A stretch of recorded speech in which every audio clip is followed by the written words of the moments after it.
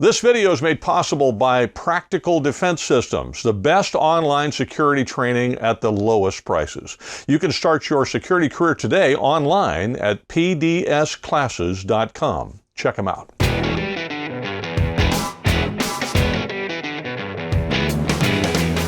Hi, I'm Joel Persinger. I'm the Gun Guy. Thank you very much for all of your support of GunGuyTV. I'm super grateful. All right, a couple of real quick housekeeping items before we talk to Dan O'Kelly about the ATF rule. Another one for the whole brace thing, which is 8 million pages long. And we'll talk about Matt Gaetz trying to defund, I don't know, do away with, whatever, the ATF. That ought to be interesting. We'll do that here in just a moment. I want to remind you that I do not make a living doing this. So if you'd like to support me, you can do that by going to GunGuyTV crew and joining the crew. Or you can simply take a class with us at Practical Defense Systems. We do a lot of different stuff, and we're adding more, including a law enforcement simulator for some simulator training if you happen to be in the San Diego area. Check it out. So the ATF, in its infinite lack of wisdom, decided, because probably it's being pushed by politics, to take the brace, which wasn't legal, but it was legal, but then it wasn't, but then you could cheek it, but then you couldn't cheek it, but then you could cheek it, but then it wasn't legal, but then it wasn't, and it was, and it wasn't, and it was. I mean, we've gone back and forth like how many different times, and now they've come up with their rule.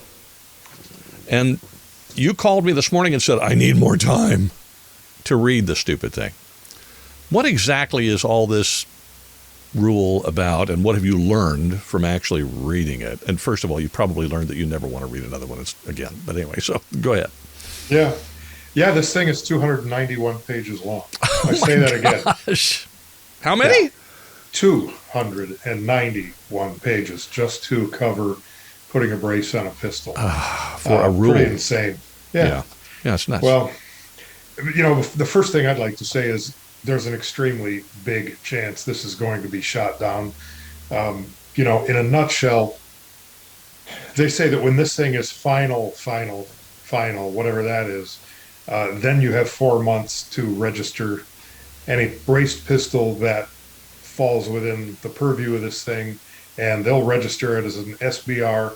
They won't charge you the tax. When does that 4 months start? Well, I'm not sure when this finalization happens, but 4 months after that. Point is, during that 4 months, I really expect to see ATF get enjoined from enforcing it, just like they have on their new rule about lowers.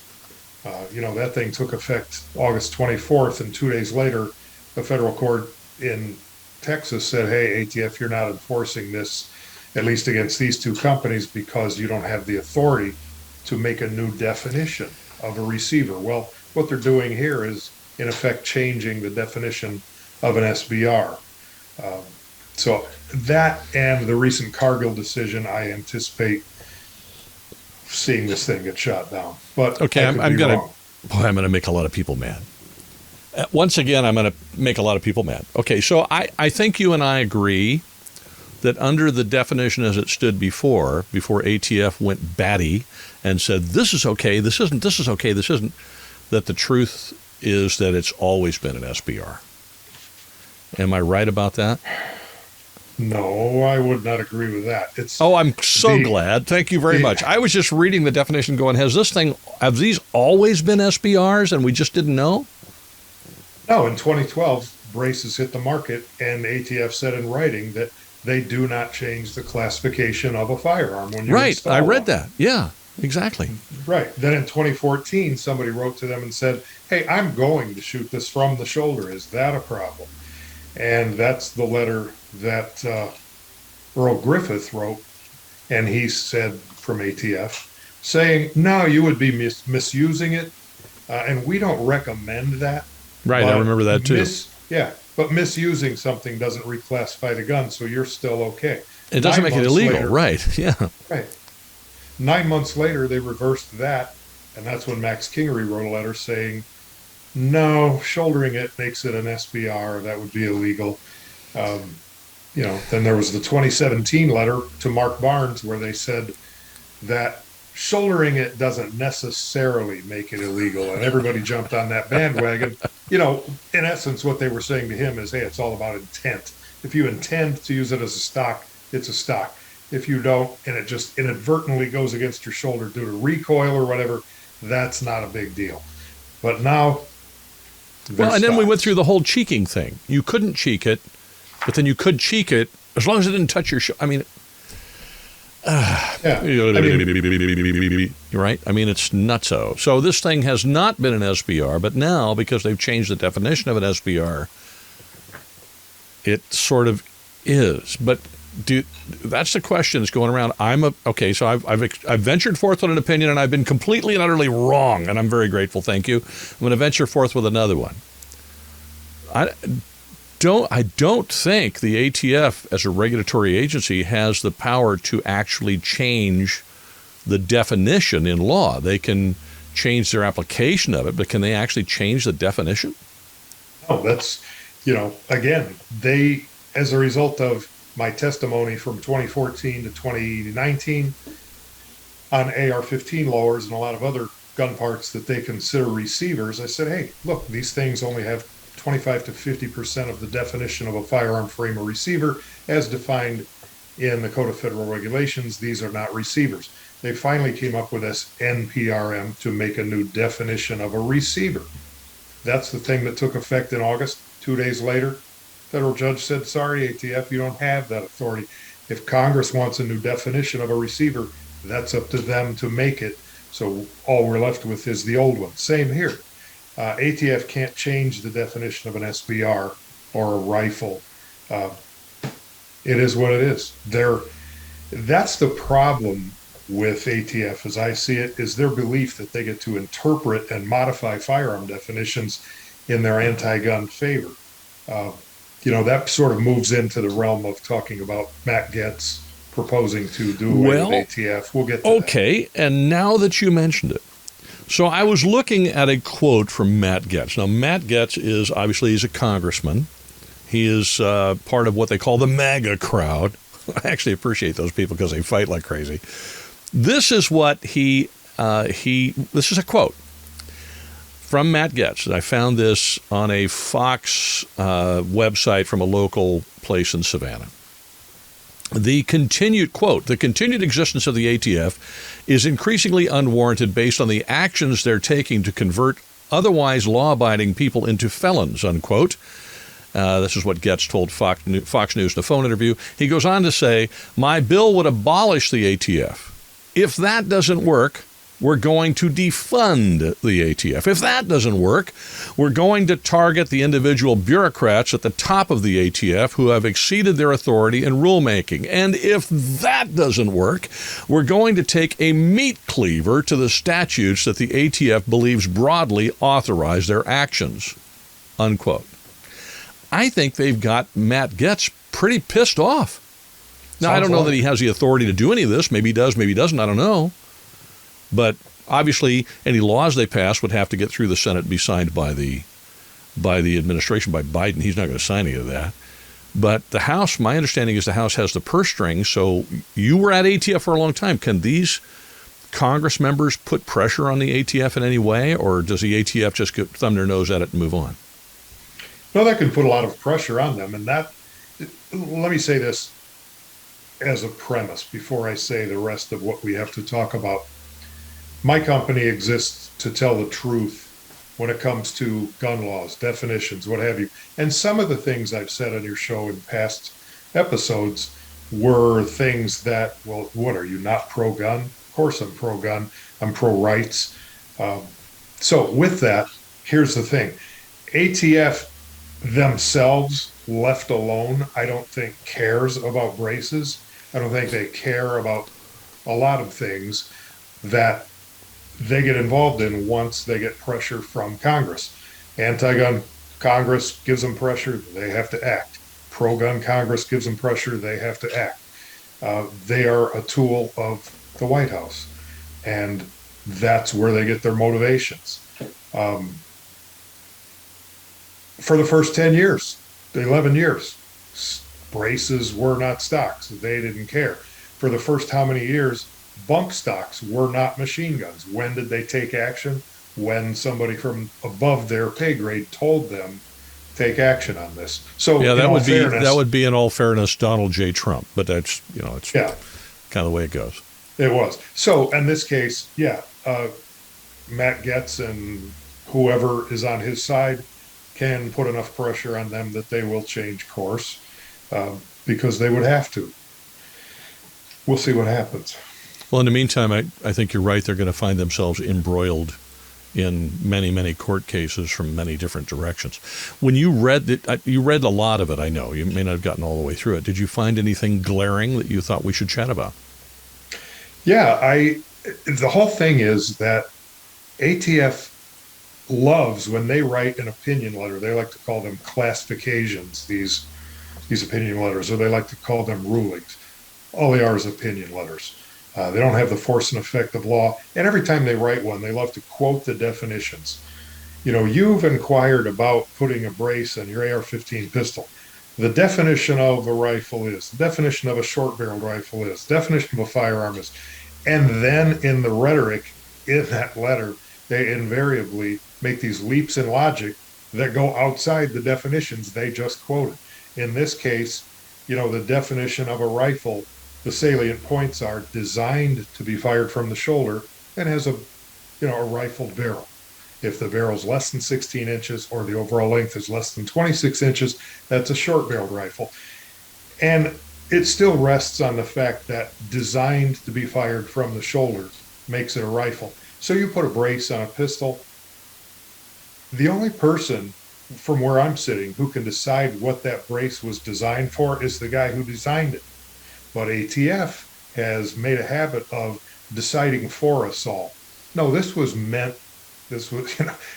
designed to do XYZ. It's no different than, let's say ATF had the authority to start calling baseball bats deadly bludgeons, whatever the word is for a club. The designer, Louisville Slugger, makes these baseball bats and they're for playing baseball. Could you use them for other things? Of course. And when you catch somebody using it for violent means, you prosecute them. But until then, you get the benefit of the doubt. Until you exhibit intent to do something nasty with this thing. So that's the same thing with these braces. Can you use it as a stock? Sure, you can. Are people using them that way? Maybe, probably. I don't know. I haven't seen anyone doing it. But if you catch them, okay, prosecute that guy. But to just do this knee-jerk reaction and decide, okay, now they're all stocks. That's it. We're tired of it. They're stocks. They don't have that authority. Well, it does fly in the face of some things that many people have complained about, and that is that the original reason for a brace was to help a disabled person be able to shoot. That was the intent of the thing. That's the reason why it was designed. Now, folks have used them for other things, to your point, but when you just pell-mell outlaw them in general, you cause a lot of problems for people who are disabled people. I have a feeling that flies in the face of the Americans with Disabilities Act. That may be a lawsuit that heads their way as well. It's going to be a very interesting court fight.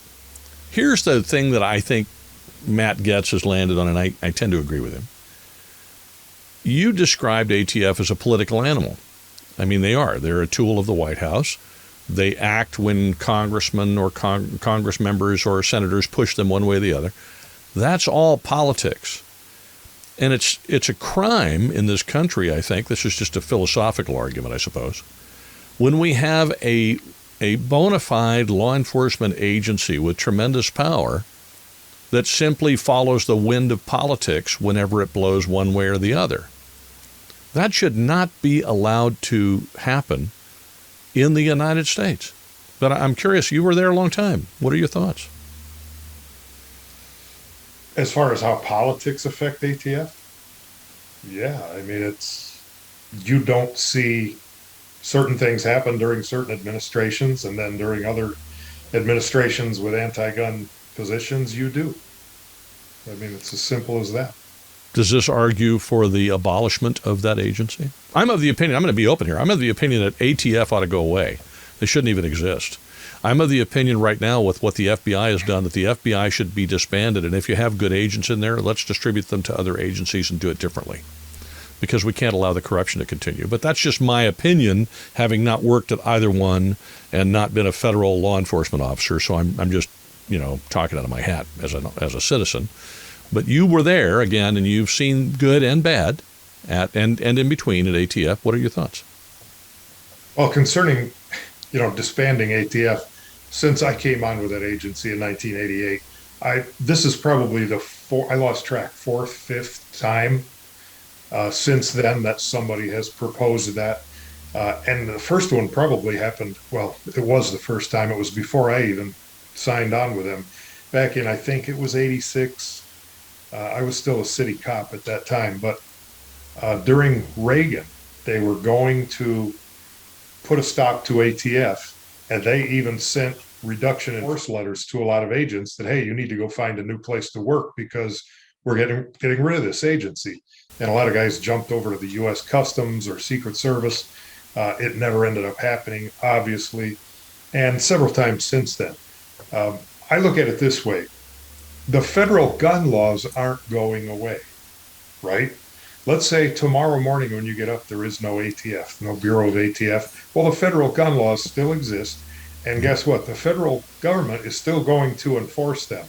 You turn something into a machine gun without registering it, which you can't, of course, unless you're a dealer, a manufacturer. You saw the barrel of your shotgun down to 12 inches. They're still going to prosecute you, but who's going to do it? Well, probably the FBI. I don't know. Any federal agent can, because all federal agents are grade series 1811s, whether you're ATF, DEA, Secret Service, FBI. It's the same job. They have different jurisdictional responsibilities that they're assigned to, but they're not locked into that. You'll see FBI agents enforcing gun laws today. You'll see ATF enforcing drug laws if they catch a guy with a kilo of dope along with his machine gun. So you get rid of ATF, you're going to have the FBI enforcing the gun laws. It's not like they're going away. So what have you accomplished? Not only that, if ATF is abolished tomorrow morning, they're not going to fire those agents. You have 2,500, give or take, agents with a lot of training, a lot of experience. The federal government has money into these people. They're going to go, okay, we're going to absorb you into DEA, FBI, what have you. And you know what? Those gun laws still need to be enforced. And gee, who better knows the ins and outs of them, at least as well as they do? Well, you guys. So, okay, now you're an FBI agent, but you're assigned to gun enforcement, or a DEA agent assigned to gun enforcement. So the only thing you're going to have is a different set of credentials issued to these guys, and it's going to be same stuff, different day. And all of which I agree. I think you're right. Okay. However, that doesn't, and again, I guess we're getting into a philosophical argument, or maybe a political one. I don't know, which you and I typically don't do, but I think it's worth discussion.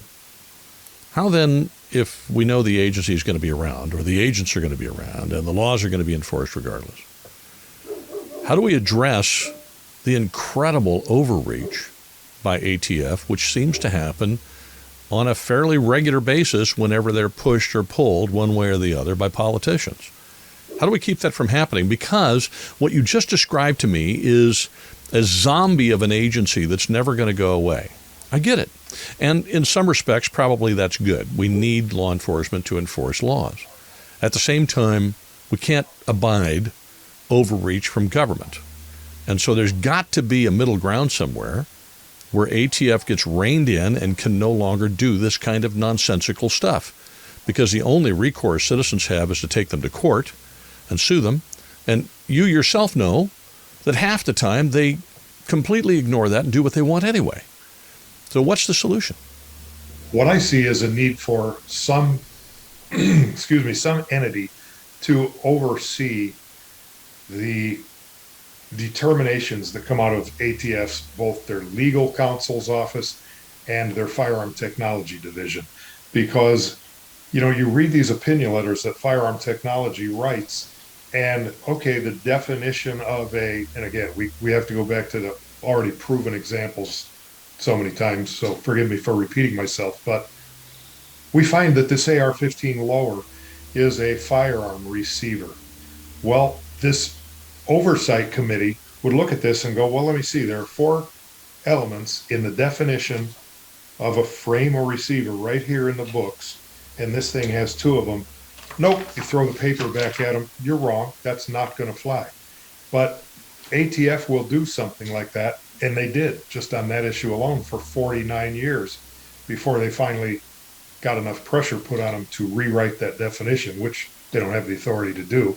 What they should have done is asked Congress to fix it, maybe. But solvent traps, forearm braces, FRT, forced reset triggers. There are these things on the market that, well, FRTs, they don't like those because they shoot really fast. So when they write their opinion letters, they'll tell you how, well, this all happened with a single pull of the trigger. Which is nonsense. The word pull isn't in the definition. Right. It happened, two functions of the trigger for each shot fired. So it doesn't satisfy no matter how much you want it to. And this oversight committee scrutinizing these decisions, these letters, would catch this stuff and say, no, not going to fly ATF. That's not within the definition. It's not within your jurisdiction. Well, and what you've just described is the job of Congress.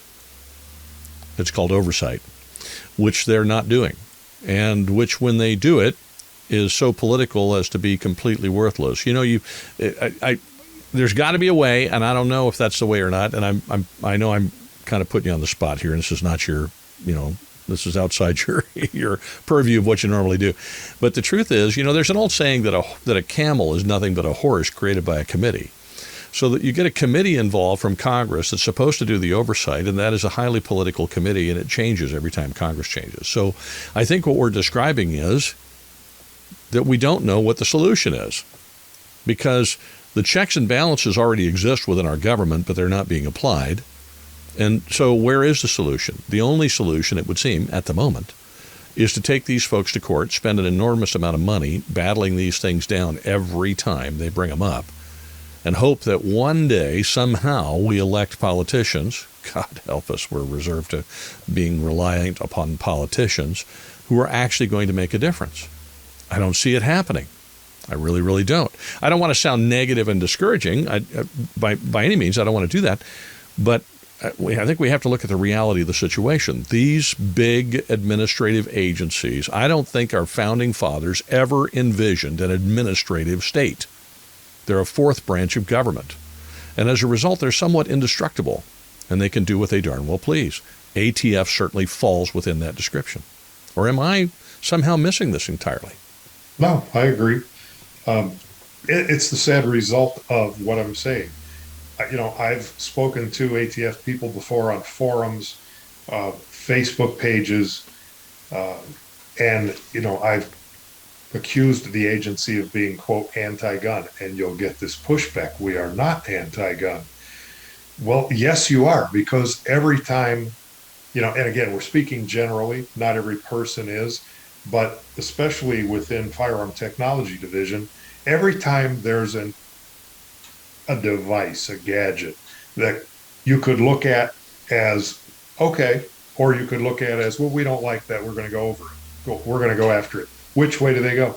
Every time they go after it, instead of saying, you know what, braces, yeah, you can use them as a shoulder stock conceivably, but if we catch you doing that, we're going to burn you. Those who don't do it, fine, but we're not going to just blanketly call them all stocks. That would be a pro-gun approach. But no, saying we're going to call them all stocks, that's an anti-gun approach.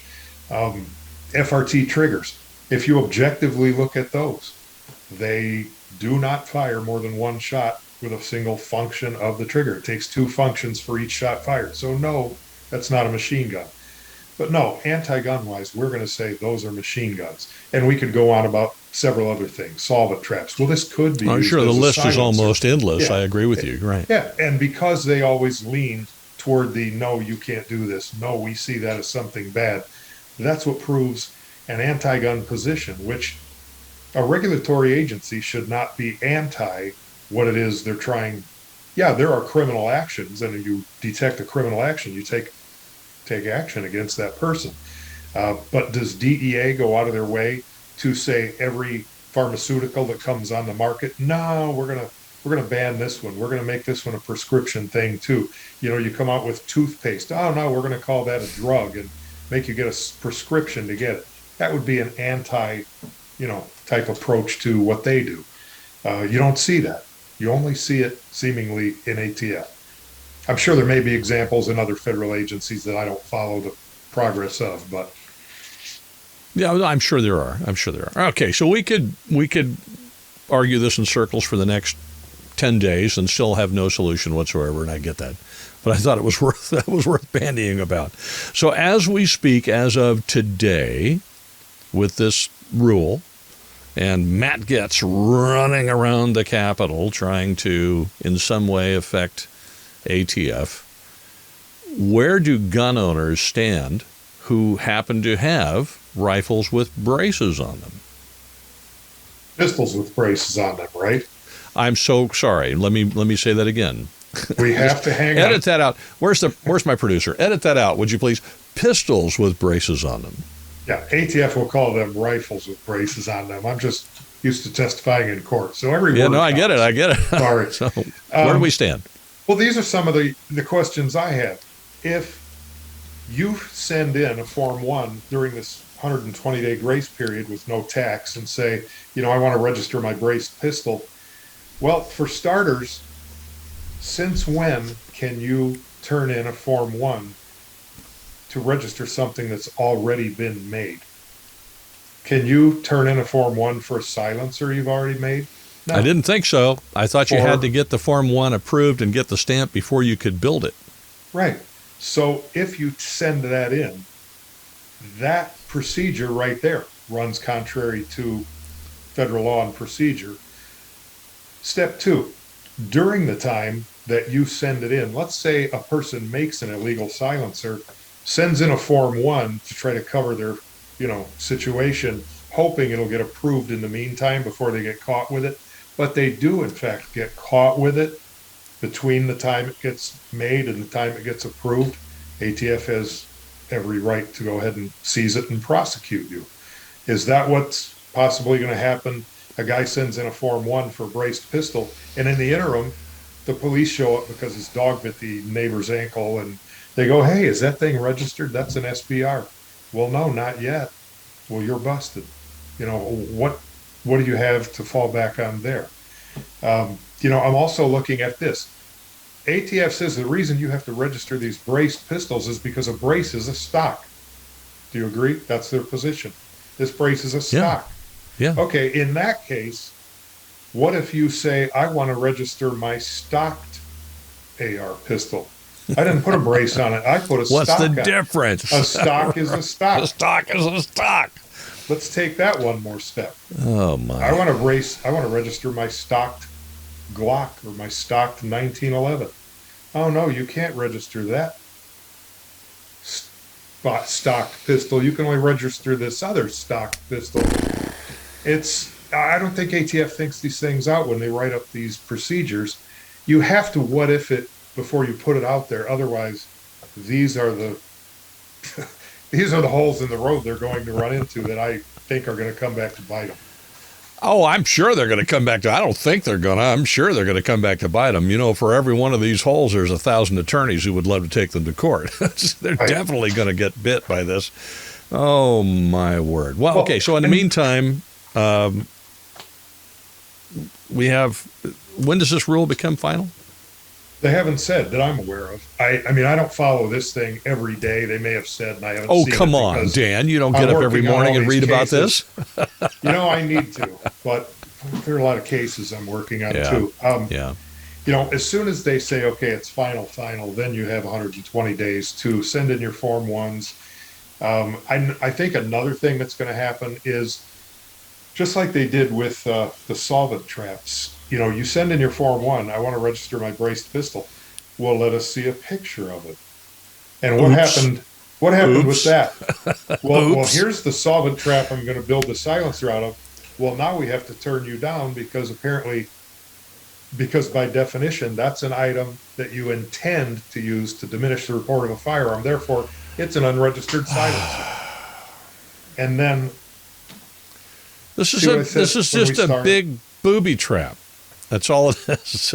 Potentially. I mean, it's a big potential booby trap. And if one of these goes sideways, I mean, that individual, if prosecuted for this stuff and convicted of anything, has lost their firearms rights entirely for life. Yeah. This is crazy. Yeah, it is. I've had several people ask me also, does this apply to things like the Mossberg Shockwave and, the other 12 gauge, 20 gauge pistol grip firearms? Well, yes, it does. Does this apply to, let's say you have a pistol grip firearm, AR-15 type, like a Franklin Armory XO26, right? You have the forward grip, you have just the buffer tube, you have an 11.5-inch barrel, the whole thing is the whole thing is 26 inches long. Those pistol grip firearms called an other.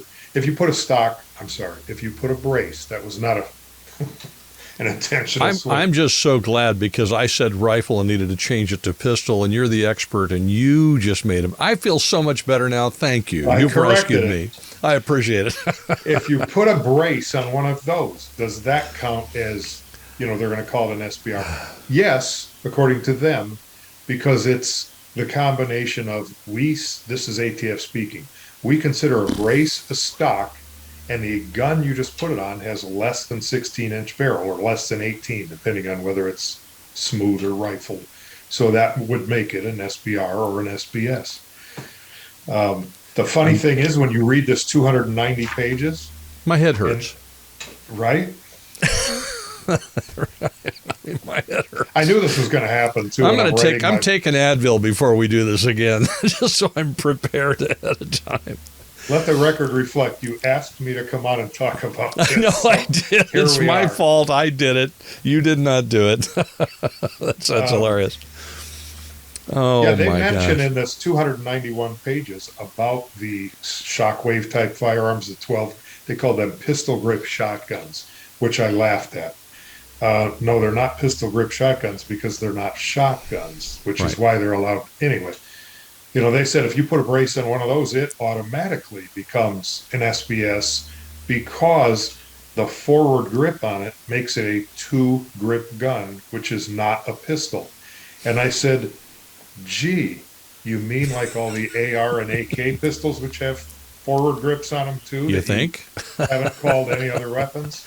But that's in here too. Before I leave that, and then I'll shut up, I promise. No, you're doing fine. It's such a convoluted mess of spaghetti. It's just how anybody expects a law-abiding, an honest American gun owner to actually understand this and follow it is beyond me. But anyway, go ahead. I agree.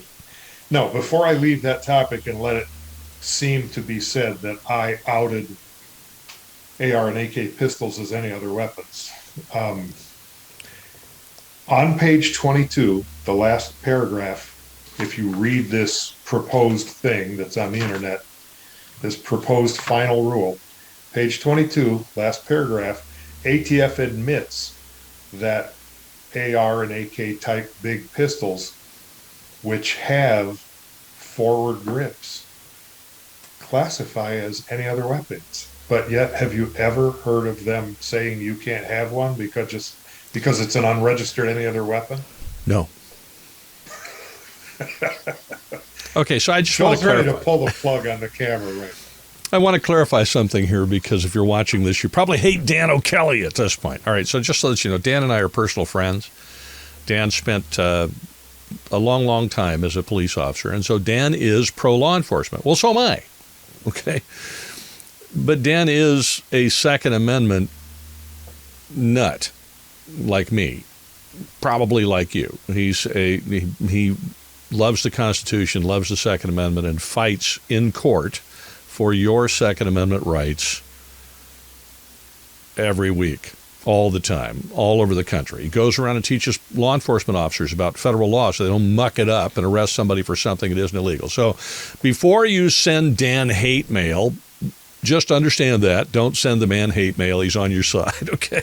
And but at the same time, he comes on the show. I'm very grateful so that we can at least understand what we're dealing with when it comes to these very convoluted federal laws. There you go, Dan. I'm good. You owe me at least a drink or something when we see each other. No problem. You coming out to the house, and I have an Irish pub in the house. I forgot about that. You do, yeah. You wouldn't be Irish, would you? You wouldn't be Irish, would you? Oh, Kelly? No, that's Armenian. That's Armenian, absolutely. All right, well, is there anything else that folks should know about this thing before we ring off here? And then I want you to plug your class that you're having in my neck of the woods. I could go on more little details that ATF mentioned in this 290 pages, but I'll spare you. Go read it if you want some head-scratching time or some laughter.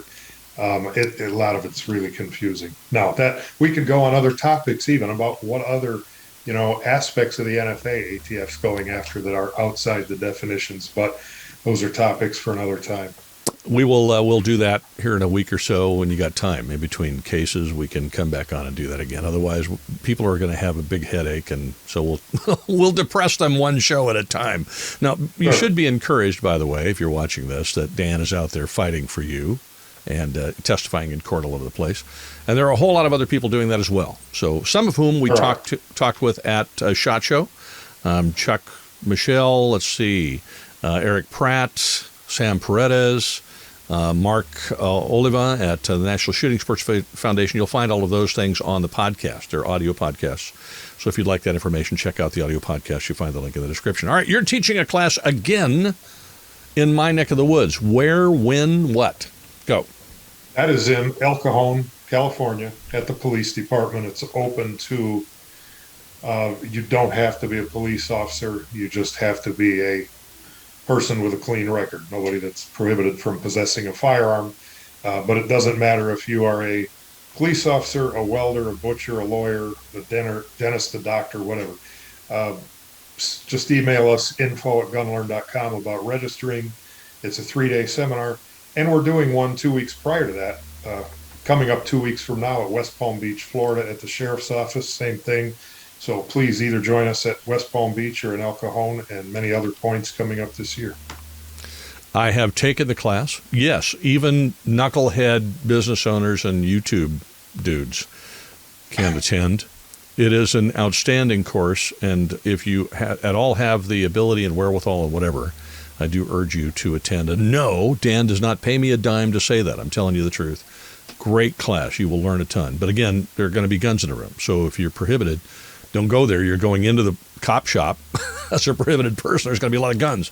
So save yourself the aggravation where that's concerned. Dan, thank you very much for taking the time today and doing this. It helps a lot. My pleasure. Thanks, Joel. Take care. Thank you very much for watching the whole interview. I do appreciate it. We'll have Dan on again here soon. There's a lot more to talk about where ATF is concerned. And yes, I did get a message the other day, and I saw a couple of comments in the comments of a couple of videos saying, don't watch this guy. All of his stuff is old and late. Watch whoever, fill in the blank. They talk about it immediately. So I just want to clarify something. I don't get on here and talk about stuff immediately for a reason. And that is, like most YouTubers, I don't know what I'm talking about. And there's a lot of those out there. I try to get people on the show who do know what they're talking about so we can actually give you accurate information. And like it or not, in the world of instant gratification, that takes time. So if you appreciate that, great. If you don't and you think I'm late, well, get over it. I still need to have people come on who know what they're talking about. So that's what I'm going to continue doing. Have a wonderful week. Go out there and be strong in your defense of the Second Amendment. And wherever you go, whatever you do, stay safe.